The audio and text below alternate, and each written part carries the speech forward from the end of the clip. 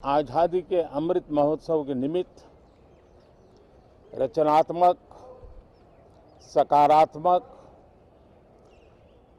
जनहित के लिए, राष्ट्रहित के लिए सामान्य नागरिक अनेक कार्यक्रम कर रहे हैं, कदम उठा रहे हैं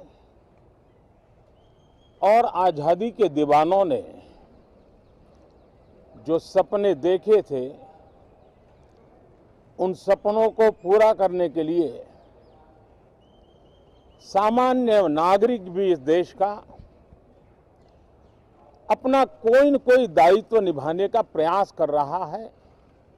ये खबरें ये अपने आप में भारत के उज्जवल भविष्य के लिए शुभ संकेत है। कल हमने देखा है, पिछले दिनों संविधान दिवस भी नए संकल्प के साथ संविधान के स्पिरिट को चरितार्थ करने के लिए हर किसी के दायित्व के संबंध में पूरे देश ने एक संकल्प किया है। इन सब के परिप्रेक्ष्य में हम चाहेंगे, देश भी चाहेगा, देश का हर सामान्य नागरिक चाहेगा कि भारत का संसद का ये सत्र और आगे आने वाले भी सत्र आजादी के दीवानों की जो भावनाएं थी, जो स्पिरिट था, आजादी के अमृत महोत्सव का जो स्पिरिट है, उस स्पिरिट के अनुकूल संसद भी देश हित में चर्चाएं करे, देश की प्रगति के लिए रास्ते खोजे, देश की प्रगति के लिए नए उपाय खोजे और इसके लिए ये सत्र बहुत ही विचारों की समृद्धि वाला, दूरगामी प्रभाव पैदा करने वाले सकारात्मक निर्णयों वाला बने।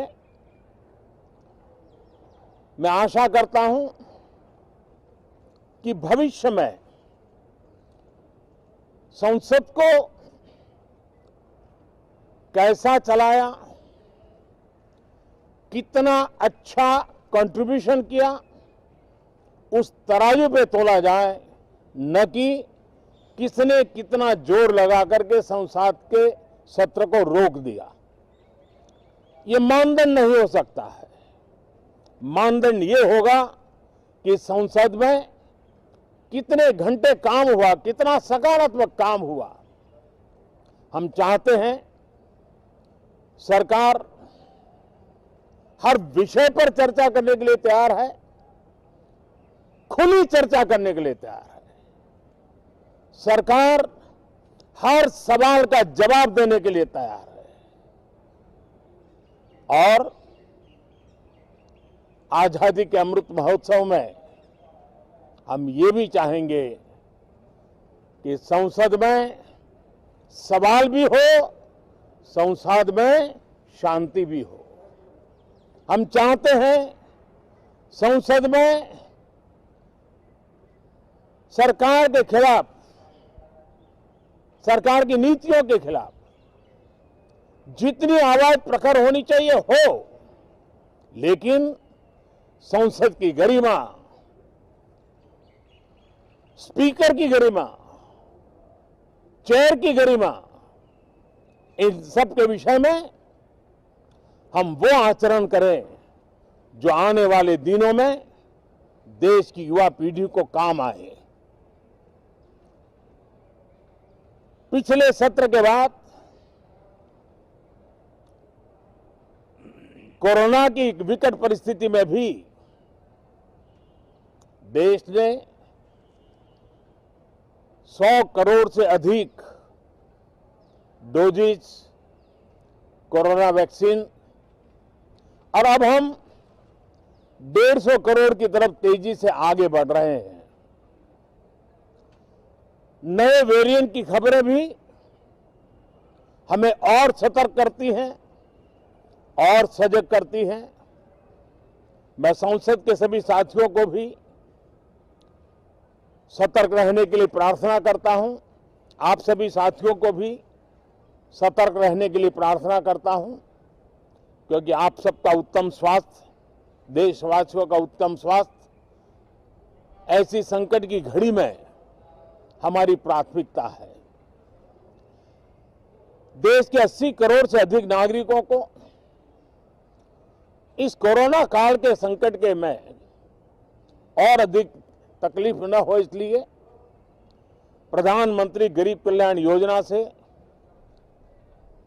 अनाज मुफ्त में देने की योजना चल रही है। अब इसे मार्च 2022 तक समय आगे कर दिया गया है। करीब 2,60,000 करोड़ रुपए की लागत से 80 करोड़ से अधिक देशवासियों को गरीब के घर का चूल्हा जलता रहे, इसकी चिंता की गई है। मैं आशा करता हूं